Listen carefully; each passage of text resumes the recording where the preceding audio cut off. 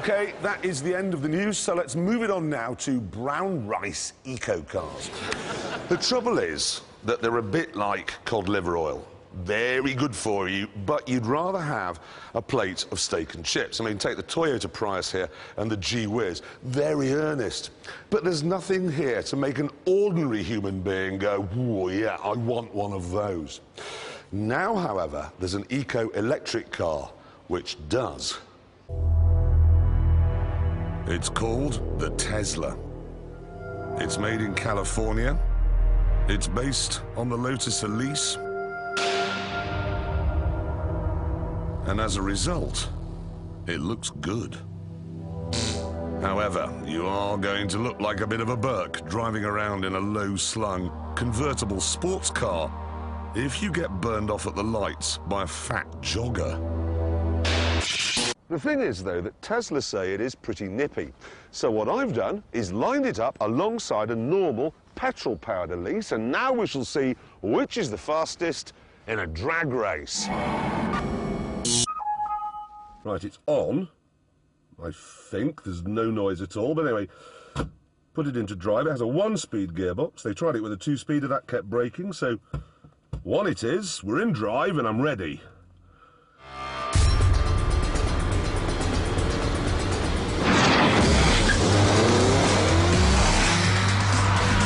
God almighty! Wave goodbye to dial-up and say hello to the world of broadband motoring. 12,500 RPM, I cannot believe this. That's biblically quick. This car is electric. Literally.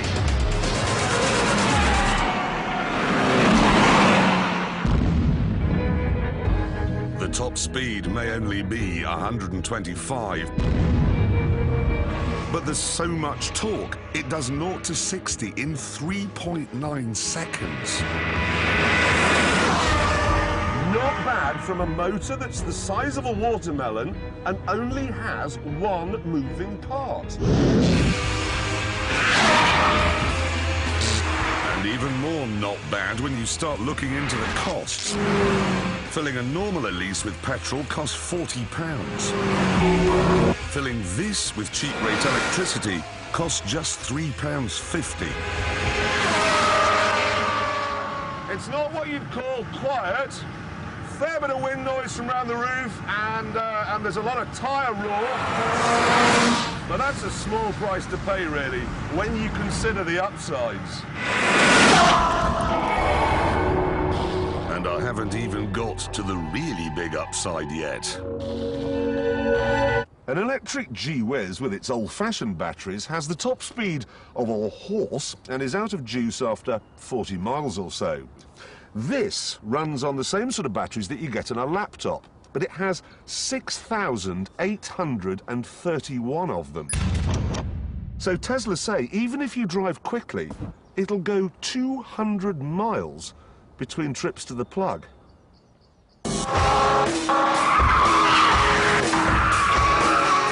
Of course, putting 6,000 laptop batteries in a car does add a fair bit of weight.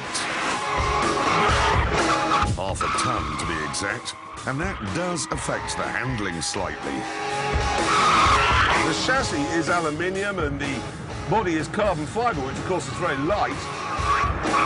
But with that big lump of battery in the middle, it's kind of like me. Thin at one end, thinning at the other, and then sort of with a big fat bit in the middle. Couple that to wheels which are set up for rolling resistance rather than handling, and the result is this. The Elise will squeak past in the hammerhead. However, come the next straight... Yes, come on! Come on! No, bye! The Volt head has overtaken the petrol head. And yes, I've just heard it is snowing in hell.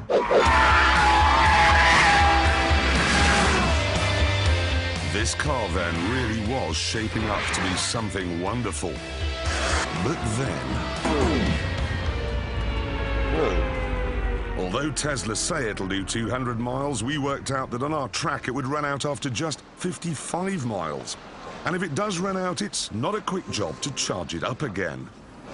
OK, to fill the tank on a normal car takes what? A couple of minutes? To fully recharge the batteries in this from a normal 13-amp socket like that takes 16 hours. So to get from here to the top of Scotland would take more than 3 days. And before green people say that's a price worth paying, let's not forget, shall we, where the electricity in this socket is coming from.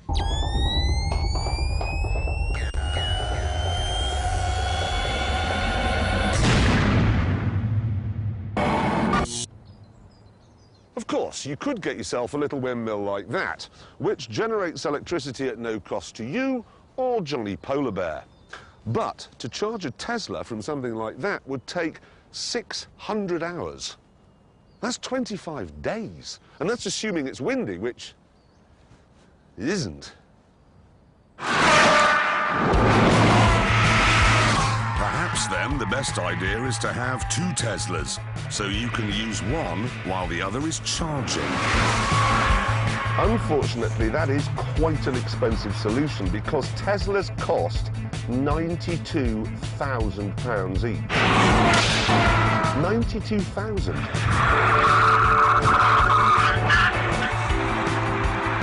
They are 3 times more expensive than Elisa's.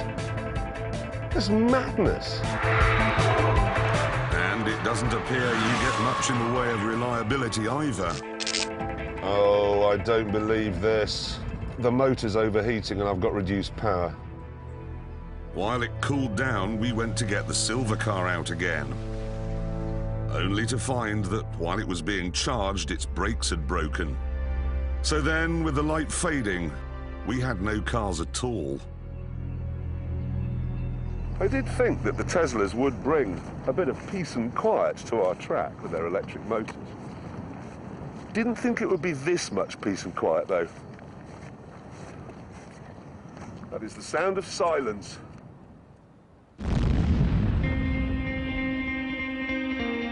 What we have here, then, is an astonishing technical achievement.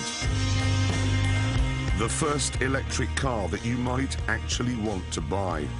It's just a shame that in the real world, it doesn't seem to work.